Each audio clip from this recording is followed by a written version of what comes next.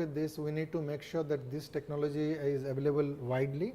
And you may have seen that some, like I don't have the slide here, but we have collaborated with multiple CG centers. For example, I was personally involved in a collaboration with ICRISAT, right? You may have seen in newspaper that came. So the company is going to provide them know-how, technology, as well as training. And I know that training, all those has happened already for those targeted crop and traits, right? Similarly, like I can't disclose, there are multiple other institutions with which I have personally worked, as well as other in the company are now working, continue to look for fostering collaboration in the area. And if you go to the website, a lot of the information is publicly available. Many of the companies have taken FT1 licensing from there. So it is important, in this world to make sure that, that we do collaboration. That is what is going to make sure that we have good progress. Now let's talk about one of the examples. So this is an example again from DuPont Pioneer, what we call a gene off application. And this is nothing but SDN1 type of application, right? So DuPont Pioneer has a product called as Vaxicon. So this is sold commercially, and don't look into this technical word yellow dent, and this is normal commercial corn, that is Vaxicon. Okay. See, the commercial corn gives a translucent appearance. It is used in food, feed, and ethanol industry, and it is consisting of amylopectin and amylose, as you can see here, right? Whereas the Vaxicon is mostly amylopectin. So Vaxi is nothing but a high amylopectin containing corn, right? We sell it. Now what are the challenges? Whenever we sell these lines or hybrids, there is a time lag, because the original mutation that was there is coming from a background which is not so good. And it is always lagging behind the elites. So these are the challenges. So because it is not that great germplasm coming from the original source, so there is some yield penalty, and there is a time duration gap as well. So to integrate this Vaxi into our elite material, right? That's a bottleneck. So we thought about, DuPont Pioneer thought about what can be done. Can you create this Vaxi maturation in our elite line, right? And that's what is shown in the next slide. So basically what was done was, this is a great work done by many people in the company. So basically the entire gene was deleted, right? The guides were designed, and you can see all the designing element here. So this was the guide 1, this is guide 2, and there are a number of different variants that was created, but this only one is depicted here. So basically this is kind of a null mutation, right? You can say that because entire gene was deleted. And what happens, you can see in this particular example, this is a non-Vaxi one. So you can see the composition. This is a traditional Vaxi, and this is CRISPR Vaxi. So you can see the amylopectin content is almost similar, and you can confirm that by staining, simple staining. So comparison which is listed here, you can see the original Vaxi mutation is a 30 base pair deletion. CRISPR-Cas was a full length gene deletion. This is leading to gene off, and starch, which is almost 97-98% of the amylopectin. And this is going through right now extensive field trials. So company will make sure the product goes to market once it is tested in all the geographies. It performs as per the standards. So right now it is going through trial, and as you can see, this is a picture of a real trial that is happening at one place in the United States. Let's look at another example, which is an example from rice, which we did in our lab in India. So bacterial leaf blight resistance, and this is for a gene called as XA13. So what happens is that in this particular case, there are TAL effectors which go and bind to the promoter region of this particular gene. This gene is also known as OS8N3. It is very well documented. There are multiple papers on this particular mechanism. So what happens? Once this bacteria goes and infects the susceptible host, the TAL effectors goes and binds to the promoter regions of this particular gene, and leading to the elevated expression of this gene. Within 6 hours, you can get 5-fold higher expression.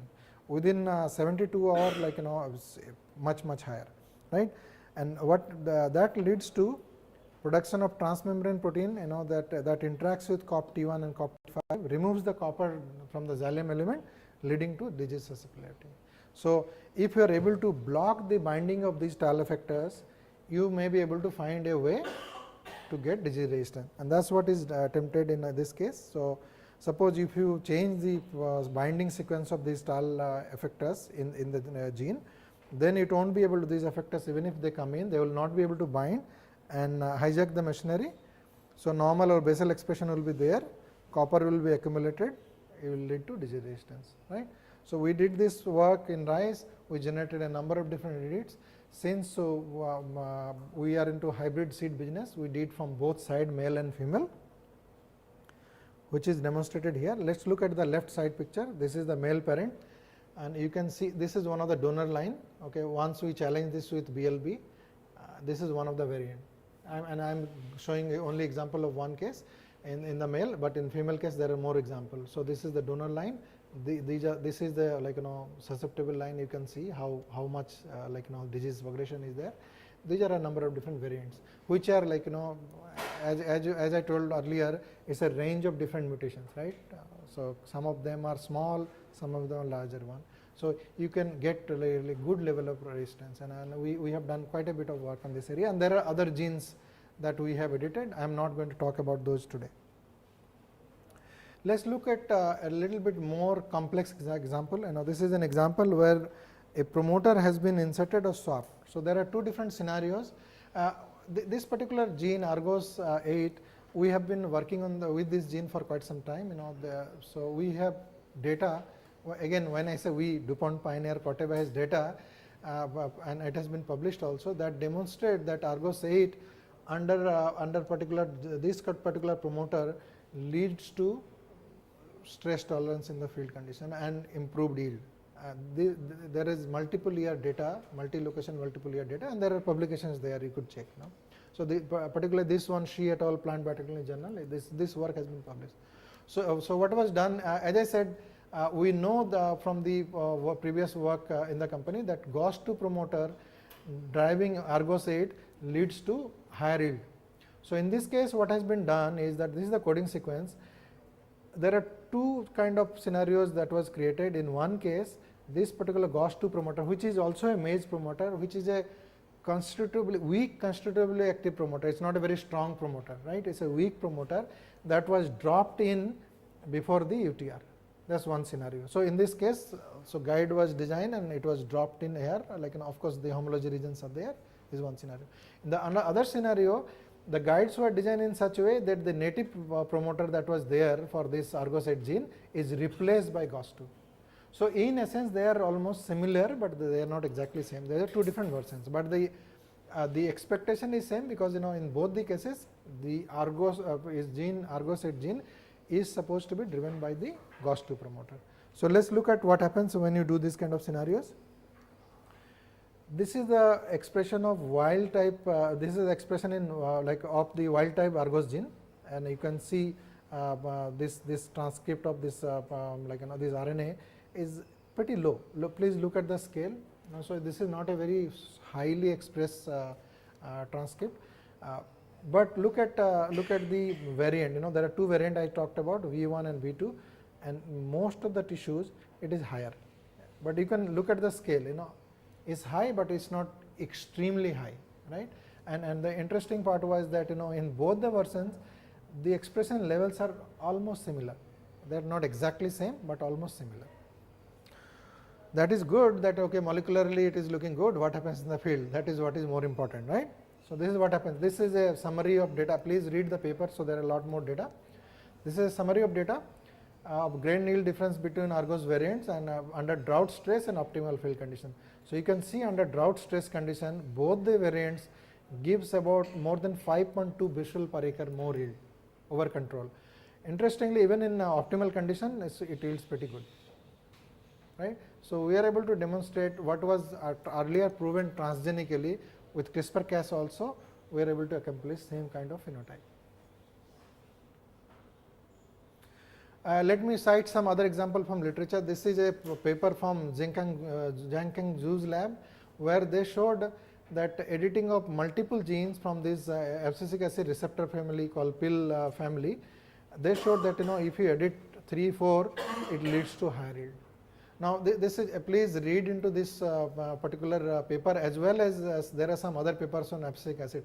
This has been a abscisic acid receptor has been an enigmatic area. because there are a lot of papers that was published and those were retracted. But finally, it was like proved conclusively by Sean and others like few years back. They found that this is the particular gene which is the receptor family. They showed with a combination of chemical genomics work, now it is very well established, this is the pathway. So they were able to demonstrate that by mutating multiple genes of this family, you can get yield under the field condition. Very recently, 3 different groups demonstrated that you can also edit the domestication traits, right. So one of the challenge that we have in today's world is we have bidding has selected some of the good traits, but it has left out a number of different traits, right, which was probably not required at that time or whatsoever reason, So we have missed out on that important alleles and all, which are still present in our wild type ancestors. So this particular, like these 3 work, one is from Zach's lab from Cold Spring Harbor and 2 other lab, one is from Brazil and one from China. These are published almost simultaneously, and 2 of them talked about Solanum pimpernifolium, which is a wild ancestor of tomato, and the other one is talking about another species which is cherry. So what they did before going to like what they did, let's look at the basics. So in order to do, so this is a wild ancestor, right. So we have to look into the quality or characteristics of wild versus the commercial one, right. One of the characteristics that you need to have for commercial one is to have the good, right or proper plant architecture, right. It should not be too tall, it should not be indeterminate, it should be also flowering synchronously, right. A lot of times, at least in Western countries, most of the Western countries, the plucking happens by machine, right. So if there is no synchrony, you can't go and pluck one tomato today and 3 days later another one, right. So you need to have synchrony, and most of the commercial cultivar that is there, they have that already inbuilt because of the selection by the bidders. So you need to have the plant architecture as well as flowering at day length the centricity. So many of these lines would be sensitive to day length. That means you can grow in some areas, cannot grow in other areas. So some of these has been again taken care that commercial varieties are in general day length neutral. So if you want to domesticate one of the wild one, you have to make sure that happens, right. Plus fruit setting and size. So many of these wild ancestor, the fruit size is really small, whereas the commercial ones fruit size is much bigger, right. So that is also another characteristics. And of course nutrient content, you can look into lycopene, vitamin C, all those ones.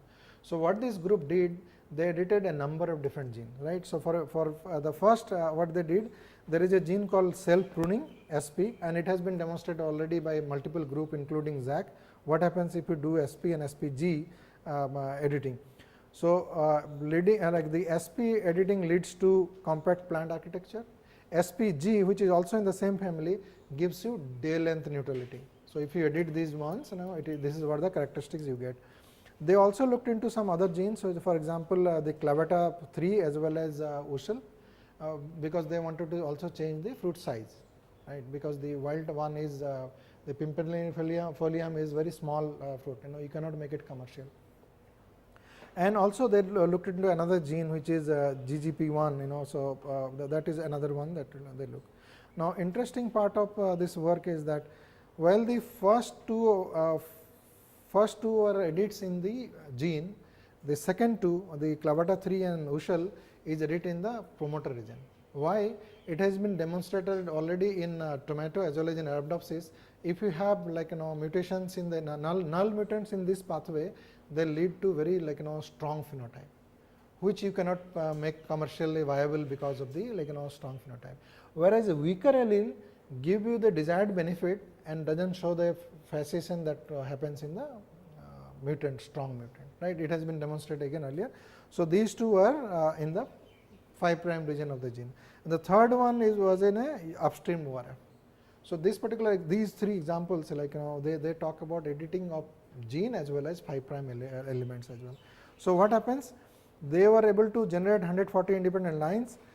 45 of those lines had all the 4 genes edited simultaneously, right. This is one of the first example where they showed this. And in 68 line there are 3 genes edited. Now look at the result.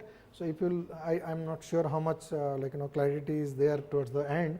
This like the wild one is bilocular. there are only 2 locules, whereas the edited one you can see in this case 3 locules, but look at this histogram, there are between 5 to 12% 3 or 4 locules as well. So, you cannot immediately make it a commercial one, but you are already making headway. You know that okay, things are working, it is not yet there commercial, but pretty good. Like you can see the size is also increased quite a bit, right?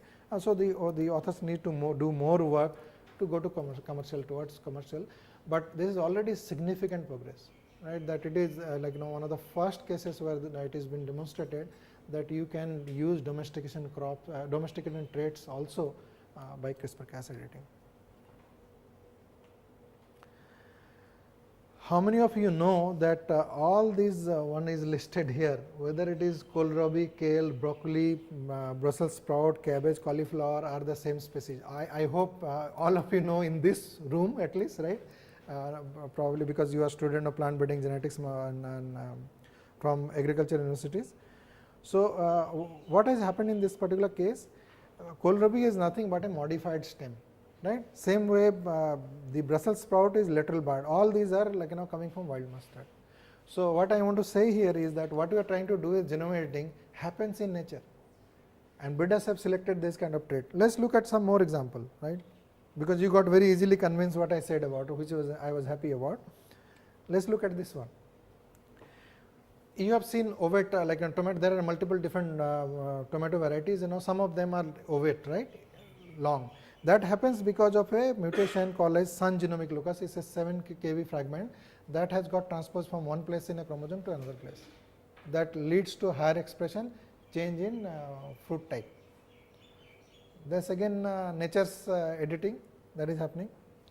Rice, so many of you work on rice, right? When you are doing rice work, tissue culture, there is a transposon called TOS17. The copy number of TOS17 goes up like several hundredfold. And I have done like this work myself during my PhD. It goes during tissue culture, it goes drastically. So it happens naturally. Let's look at genomic diversity that is available. For example, between MO17 and B73, 2 of the most popular maize varieties, there are hundreds of copy number variations, right? So in one variety there are 2 copies, in another variety 5 copy, or like other way around, 1 copy versus 3 copy. There are like a large number of indels and SNPs that we know, right? So to look at the right side, so this is an extrapolation from a paper in Arabidopsis. It is estimated that by growing soybean in 1 hectare field, you can get up to 1.8 million novel SNPs in 1 hectare field, right? Just by growing. So when you are growing plant, that also they are going through some changes, right? We know that genome is not static, genome is plastic, right? There are changes happening. And there are many other examples that which I have listed here. So the point that I am trying to make here is that by doing editing by CRISPR-Cas, we are not trying to do something which doesn't happen naturally. This is another example where you can move alleles from one variety to another variety. My example is NLB, Northern Lip Blight. So there are a number of different applications that you can envisage, right? For example, row crops, vegetable, food and feed, industrial application, ornamentals. I think this technology is very, very exciting, especially for crops which are polyploid and crops which doesn't have a number of where the variation is limited. It is going to be really variation, I mean genetic diversity is limited. There are many examples that I cited, and there are more I will cite in the next couple of slides. But there are already examples. For example, citrus greening, mildew resistant grape, banana resistant to Fusarium raceor, which is a devastating disease. It is envisaged that CRISPR-Cas can give solution there. Here is one example of turnip mosaic virus resistance. There is a gene called ELF4E. By editing this particular gene, you can get very good level of resistance against turnip mosaic vein virus. Similarly, broad virus resistance in cucumber by the same gene, and the literature is cited there along with. Consumer trait, this is again exciting work that has been done from Calixt. This is a company, and in fact, although this is not through CRISPR-Cas, this is through TALEN. this is already commercially, this oil like this high oleic acid oil and less saturated fat, it is already available in the market. People are eating this. Okay. Similarly, low gluten wheat, you probably have seen this paper from the wheat paper from Caixia Gauss group in China. They published few years back in Nature Biotech, where they are able to edit multiple homologous genes in wheat to give you amylo resistance. So, what are the advantages of CRISPR? So, hopefully you are able to see that this is a very simple technology and very efficient technology. This is a precision editing tool with wide applicability, allows one to change the DNA in a very targeted way. This is cheaper and faster than conventional transgene technology. There are reports that has been cited that for deregulating one particular transgenic event, globally it may take up to $130 to $150 million, whereas it has been estimated that for genome editing it is in the range of $10 to $15 million. So, quite less expensive than that and then traditional technology, because one of the area is that now where there is lot of money required is a lot of regulatory trials, right, regulatory testing, which may not be required for many of these. It is cheaper and faster than conventional technology. I showed you, even for traditional transgenic technology, you have to do a lot of the back process to make sure that you have the right one, right, and also there are the time duration it takes to do the transformation, identify the right event. Doing trial takes a lot more time than with CRISPR-Cas. Hopefully, it will allow you rapid product development cycle, and other point is that lower regulatory cost and time will allow smaller player, academic institution a foothold in the field, which was probably not that much possible in the traditional transgenic way. This is really exciting space to be in, because there is so much activity going on. See, I have tried to list some of the companies that has come up, and you can see, and probably you read like in the newspaper, there is so much work going on. So, this is a very, very competitive field. Lot of different variations are coming, lot of new applications are coming.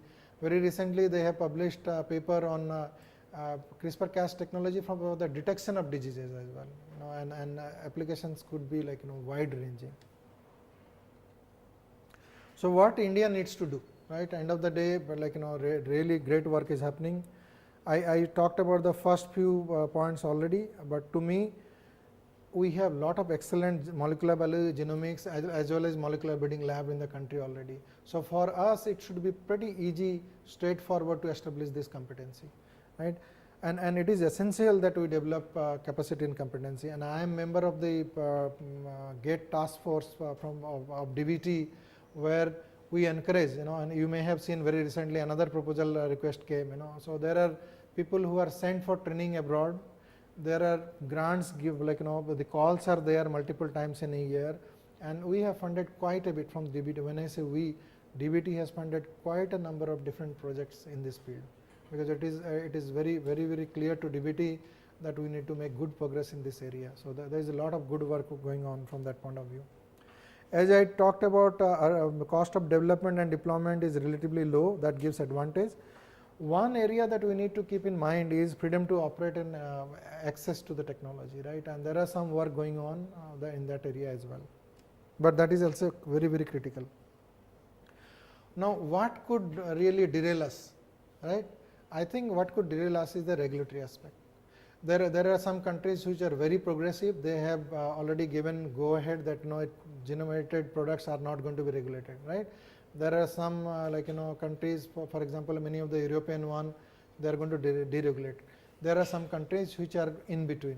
So, I think what we need to do from the country point of view is that need to look to appropriate science based regulatory oversight for the plant developed through CRISPR, because they are indistinguishable from the plant developed through conventional breeding. So, why they should be treated differently? It is the other point, important point is it is the characteristic of the plant, not the method, that determines its safety. Just think about it. Just because you have used a method that is considered transgenic doesn't mean that the product is becoming like a safety issue, right? It's the product that decides what how it should be treated. And protecting health and environment while promoting innovation, we need to promote the innovation. We cannot go to the same transgenic way, right? All the work that has gone there. Science-based policy which accommodate new evidence and learning. For example, these mutations are not very easy to detect, right? Single base pair mutation is not easy to detect. So we have to be open to technology which can detect those, right? And there are technologies available. So we need to be open that, okay, just because our regulatory like policy doesn't allow, we cannot say that no, we cannot do it. We have to be open, apply and see, like the experiment has to be done and then take a call, right? The policy should be cost effective and commensurate with the risk. You don't want to do 1000 tests for a thing that is very well known already. It should be transparent, consistently applied and enforced. And other point is that in this global world, you need to have harmonized system, because there is a lot of trade that is also involved, right? So you cannot have one kind of policy in one country, another policy in another country, third kind of policy in another country, because that will become a trade barrier, right? So technologically you can do excellent work, but because of the trade issues it may not see the light, so that also has to be kept in mind. I think this is not CRISPR-Cas, but there is a nice review by Hickey recently in Nature Biotech. So we need to integrate various different approaches, right? For example, look at the traditional breeding. What was happening was crossing, line development, like these are different steps, increase, evolution and downstream release was taking a significant amount of time, right? Because each step takes time, you need to do. So with the invent of double haploid, the line development time went down, because you can fix it earlier than what you are able to do. Same way, speed breeding. I hope you have read the papers on speed breeding that he has been advancing quite well. There are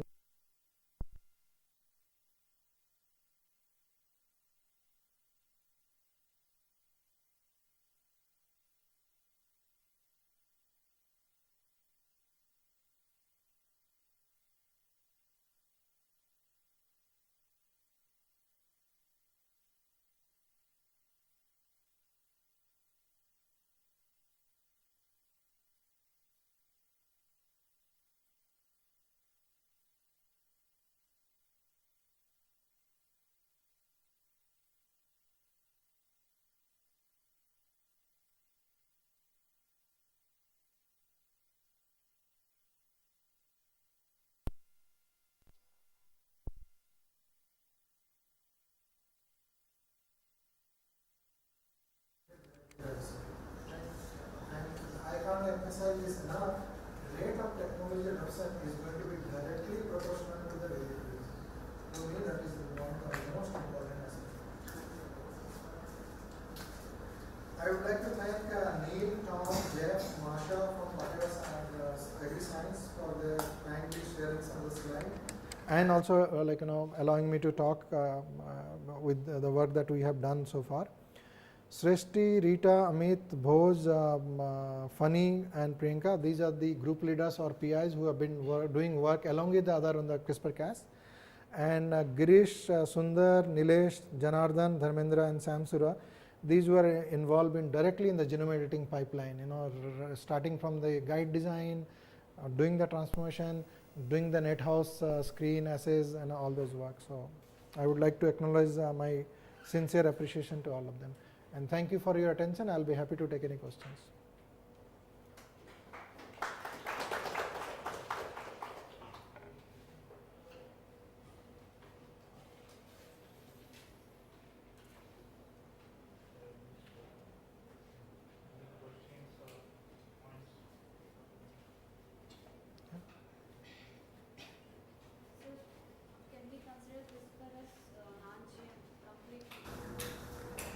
See, it depends on the application, but many of the applications, for example, the example that I gave for SDN1 and 2, there is no reason that they should be treated as transgenic, SDN1 examples, right?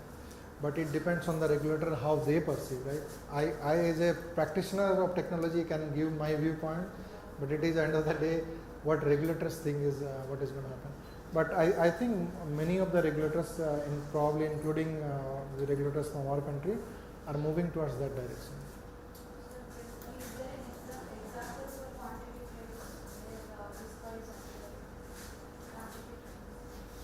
If you consider yield is a quantitative trade, do you? Right? So the example that I gave was the ABA receptor, that is one of the example, right?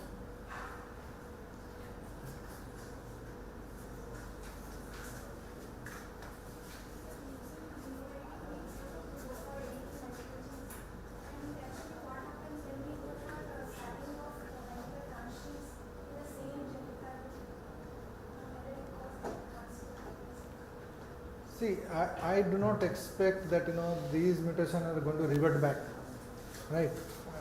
These are not I don't expect them to revert back. So if you stack them, if you have two different variants, I don't see them interacting the way. See, the difference is in that case you have two different proteins which are interacting, right? There are foreign DNA. It also depends on which location those are integrated. There are a lot of aspects that comes when you are talking about transgenic technology. In this particular case, you are editing the native gene itself. So, and we know the mutations are present in the germplasm for many years, right? I'll give other example. We have done mutagenesis through different physical methods, right? Whether it is X-ray or fast neutron, and it has not happened in those cases. So I would think that that is not the case. That interaction part, proteins are not there. These are mostly we are talking about mutations, right? Mutants. Is there any limitation only this much transgene should be stacked? We are not talking about transgene today, right? Okay, actually we transgene less to offline. I'll talk to you. Okay, since it is CRISPR-Cas genome editing, I don't want to mix this with transgene. I'll be happy to talk to you after the talk. Okay. Thank you, sir. You had some question. Sir, what is the present policy status of India on this CRISPR-Cas? I think it is probably ready. Okay, so I'm hoping that it should be out in the public domain pretty soon. There has been a lot of work that has been done, and I was involved in those work, but it is not my role to make it public. There has been a lot of work that has happened for last almost a year and a half, under different committees. There are multiple committees have been formed, multiple proposals have gone through scrutiny, and I think it is ready, but it depends when it is going to come to the public domain. It's a prerogative of Department of Biotechnology. Sir, is it facing the same as of transgenic, means the I hope not. I hope not.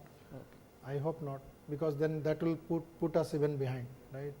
We want to make good progress, and I think regulators in general are progressive. So I am pretty hopeful that the policy that is going to DBT is going to come up is going to be pretty science based, and modern.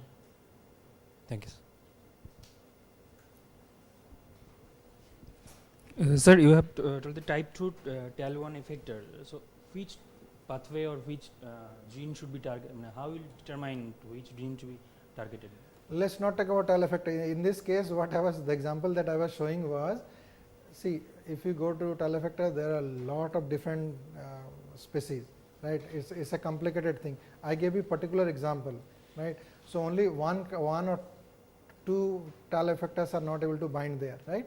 But there are probably other species of TAL effectors coming from other Xanthomonas which may be able to go and bind if they share the region, right? And there have been published paper you can go and look into, where people have designed strategies where you can target multiple effectors, right? So let's talk that offline. I can explain in detail about that. Okay, TAL effectors. Sir, another question is that you have the yield gap in drought conditions very less than 2, and in 5. So if environment is variable, suppose in 1 year it's off drought, that means drought doesn't come. So whether this technology be suitable for? See, that's why I showed you the example. See, many a times what happens is that probably some of the genes may work really great under stress condition, not under normal condition, right? So in company like DuPont Pioneer, it was very clearly emphasized that we want to make sure that in normal condition they are at least yield neutral. They cannot be negative. And if you look into that graph, table, it was very clear there. Under normal condition, it was neutral. It was 2 bushel per acre. It was not less. it was 2 bushel, 1.9 bushel per acre more than wild type, right? Whereas under stress condition, it was 5.2 bushel more than wild type. So, you probably didn't read the asterisks. So, that 1.9 bushel was not significant statistically, whereas 5.2 is, right. So, we can take that as yield neutral, right, and that is one of the goal that we should always have, especially when we are working in the transient field. You need to make sure that your whatever line you are creating, that is yield neutral under normal condition, right. If it is yield drag, yield negative, what's the point? Only in condition where the stress is there, it will be positive. So, that is very clearly, like, in the experimental plan itself, it is devised. Sir, what is the brief procedure of this process, CRISPR-Cas editing? I showed you one first graph, no, the first schematic. So, you first identify your target, you need to have the sequence of the genome, right, ideally, and then you design the guide, create the, like, delivery system, then transform to your variety or inbred, whatever you are using. Then look for lines which has got those mutations by molecular analysis. Once you have identified, if you have used Cas9 from a plasmid, then you have to segregate the Cas9 probably in the next generation by outcrossing, right. If you are using ribonucleoprotein, you don't need to do that because there is no DNA that is integrated there. So, and then you do downstream processing, right. So, in our case, if you are doing hybrid, then you have to bring probably from both sides, some cases, right. Sir, whether we can use CRISPR-Cas for insect pest resistance in plants. So, any approach for that? So, depends on the trait, right. So, if you know that by creating a mutation in a particular gene, suppose you have a receptor, right, you know that this is the receptor that works for this particular insect, if you know. Yeah, so you can then edit that one, that this is important, and if you have a mutation, this one leads to disease, right, you can do that. But that is why it is very important to know the gene that you are trying to edit, right. Sir, which material we utilize to transfer the delivery of guide RNA and Cas9 protein? We have used a number of different approaches, including ribonucleoprotein. Is any tissue culture facility, callus? Or Yeah, you can do in callus. So, we have used that, but there are a number of other examples. So, if you read into the papers, you could use protoplast also. There are a number of examples that is there. You can use callus. Okay, sir, one another question. Can any work has been done to induce male sterility in castor or any other crop? I don't know. I am not knowledgeable about castor, but there is one rice example. We have edited a gene to make it male sterile.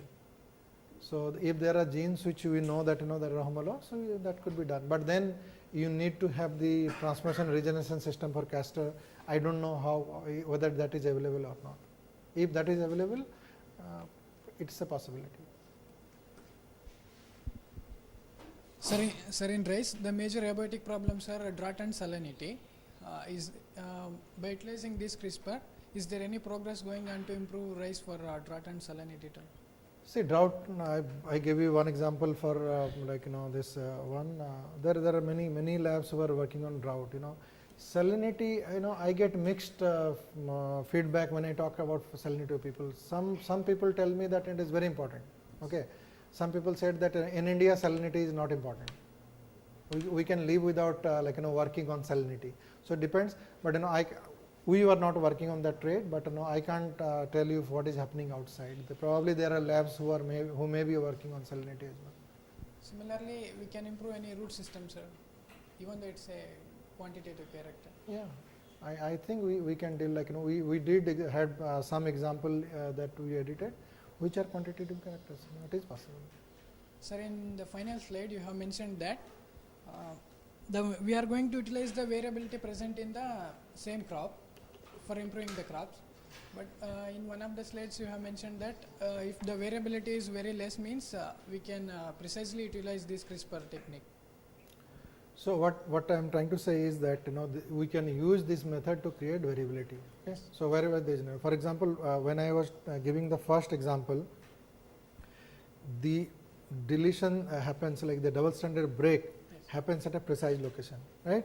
Then when the NHEJ, non-homologous end joining, is repairing the template, you get a range of different scenarios. In some case you can get 1 base pair, you can get 2 base pair, 3 base pair, probably 5, 10, 20. So in essence what you are getting are alleles, different alleles of that particular gene which you are trying to edit, right? And depending on the phenotype, like I don't know whether they have a phenotype or not, but I am assuming that in some cases those edited lines will have a phenotype. That means you are getting allelic diversity there itself, right? Thank you, sir.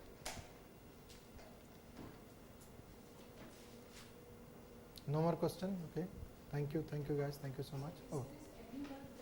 Using this technology for developing toxicity tolerance in plants, Toxicity tolerance for what? like heavy metal toxicity.